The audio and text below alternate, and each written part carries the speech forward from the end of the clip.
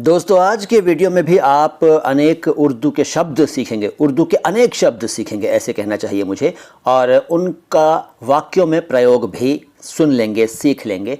मिसाल के तौर पर ये सामने जो आप देख रहे हैं ये नई दिल्ली स्टेशन है, और नई दिल्ली को उर्दू में, इंग्लिश में और हिंदी में कैसे लिखते हैं ये आप सामने देख रहे हैं। अगर आप दिल्ली में नहीं हैं या दिल्ली में कभी कभी आते हैं तो आपको ये नज़ारा यकीनन अच्छा लग रहा होगा। जो दिल्ली में रहते हैं हम जैसे लोग, उन्हें भी ये नज़ारा वाकई बहुत अच्छा लग रहा है। ये नई दिल्ली स्टेशन के बाहर का नज़ारा है। वक्त है रात के तकरीबन 10 और 11 के दरमियान का।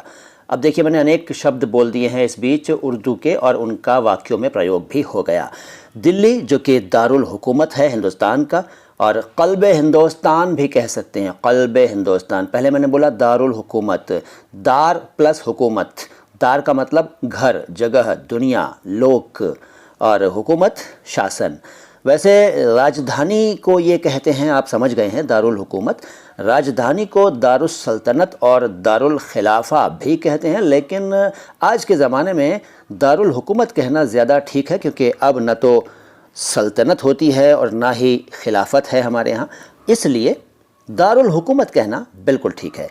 तो राजधानी यानी दारुल हुकूमत दिल्ली, और यह खूबसूरत नज़ारा, रंगीनियों भरा नज़ारा, मुख्तलिफ़ रंग यहाँ आप रोशनी के ज़रिए देख रहे हैं, सफ़ेद और सब्ज़ और सुर्ख, गुलाबी।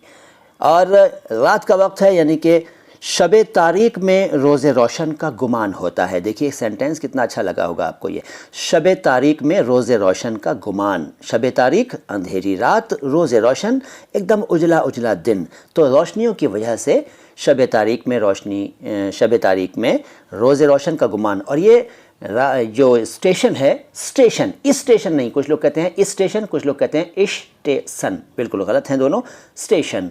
और स्टेशन के अंदर जाने से पहले ये जो लॉबी है, ये हॉल कह लीजिए, वहाँ का नज़ारा है। और इसमें देखिए मुसाफिर बहुत कम हैं।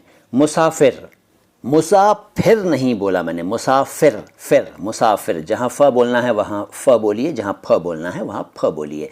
तो ये हॉल का या लॉबी का नज़ारा है नई दिल्ली स्टेशन में। अगर आप दाखिल होते हैं, मेट्रो से निकलकर नई दिल्ली में जाते हैं, मतलब स्टेशन में जाते हैं, तो पहले यहाँ से गुज़रते हैं और फिर पहुँचते हैं प्लेटफॉर्म पर। और अब आ गए हैं आप प्लेटफॉर्म पर, और ये देखिए एक ख़ास किस्म की गाड़ी है जो मुसाफिरों को प्लेटफॉर्म पर एक जगह से दूसरी जगह ले जाती है। सामने सीप लिखा हुआ है। सीप को उर्दू में सदफ़ कहते हैं, सदफ़, सदफ़ यानी सीप। और देखिए यहाँ का फ़र्श भी कितना चमचमा रहा है, चमक रहा है। हालांकि लोग कम हैं, मुसाफिर कम हैं, क्योंकि आजकल गाड़ियाँ कम चल रही हैं, आप जानते हैं, लेकिन फिर भी जो हैं वो बहुत ही जोश से भरे हुए हैं और अपनी गाड़ी की तरफ जा रहे हैं। अपनी या तो ट्रेन से आ रहे हैं या ट्रेन की तरफ जा रहे हैं। और बच्चे भी हैं, बड़े भी हैं। बच्चों को आप तिफ़्ल कह लीजिए, एक बच्चा है तो तिफ़्ल, और एक से ज़्यादा हैं तो अतफ़ाल। तो हम कहेंगे कि बालिगान के साथ चंद अतफ़ाल भी हैं। सेंटेंस देखिए, बालिगान के साथ चंद अतफ़ाल भी हैं, यानी बड़ों के साथ थोड़े बच्चे भी हैं, कुछ बच्चे भी हैं। और ये देखिए गाड़ी, खूबसूरत गाड़ी। अब गाड़ियाँ तो खूबसूरत हैं हमारी, ऐसी बात नहीं है। और ये देखिए कौन सी ट्रेन है, ज़रा इस वीडियो को रोक कर मुझे बताइएगा कमेंट बॉक्स में लिख कर कि क्या आप पढ़ पा रहे हैं इस ट्रेन का नाम, बताइएगा कमेंट बॉक्स में लिख कर। तो ये ट्रेन जो कि खड़ी हुई है नई दिल्ली स्टेशन पर, और फिर मैं कैमरा को घुमा कर लाया हूँ, मतलब मोबाइल से ही ये शूट हो रहा है। और आप देख पा रहे हैं कि इस खाली स्टेशन पर कभी बहुत भीड़ जहाँ हुआ करती थी, आज कुछ ही लोग हैं। ये मुसाफिर देखिए आए हैं बैग लेकर, और कुछ देखिए दूर खड़े हुए हैं। और ये देखिए कोई साहब चले आ रहे हैं, बड़े आराम से खरामा खरामा चले आ रहे हैं। देखिए मैंने बोला खरामा खरामा। आप देखिए ये तारीकी का नज़ारा, रात की तारीकी यानी रात का अंधेरा, तारीकी की रात की तारीकी में ये जो ट्रेन है कितनी अच्छी लग रही है। और ये देखिए ट्रेन के निचले हिस्से को, जिसको लोग कम ही देखते हैं। और फिर देखिए ये ऊपरी हिस्सा ट्रेन का, बाहर से नज़ारा बहुत खूब लगता है। यकीनन अंदर से भी ये नज़ारा खूब लगेगा जब हम इस ट्रेन के अंदर दाखिल होंगे। और ये है जीना, एस्केलेटर है लेकिन एक किस्म का जीना ही है। देखिए मैंने बोला किस्म, किस्म नहीं बोला, किस्म, एक किस्म का जीना है ये। और इसको जीना ना कहिएगा, ये जीना है, जीना, जीना। और ये कोई नौजवान है जो कि जोश में आपके सामने आने ही वाला है। मैंने पहले से देखा था इसलिए पहले से बता रहा हूँ। यहाँ एक नौजवान आएगा, देखिए ये नौजवान जो है ये दौड़ता हुआ आ रहा है और ये शायद ट्रेन पकड़ने की जल्दी में होगा या क्या होगा, लेकिन जल्दी में लगता तो नहीं क्योंकि ये रुक गया था। बहरहाल ये दूसरा नज़ारा देखिए जो कि ऊपर से लिया गया है। एक ट्रेन नीचे जा रही है अगर आप देख पाएँ, और अब दूर से रोशनियों का फिर लुत्फ़ लीजिए। और अब हम अगला नज़ारा देखेंगे। देखिए मैं नज़ारा बोल रहा हूँ, नज़ारा नहीं बोल रहा हूँ, नज़ारा बिल्कुल नहीं बोल रहा हूँ, मैं बोल रहा हूँ नज़ारा। नज़ारा ज के नीचे नुक्ता लगा दिया करें हिंदी में तो ज़्यादा अच्छा होगा।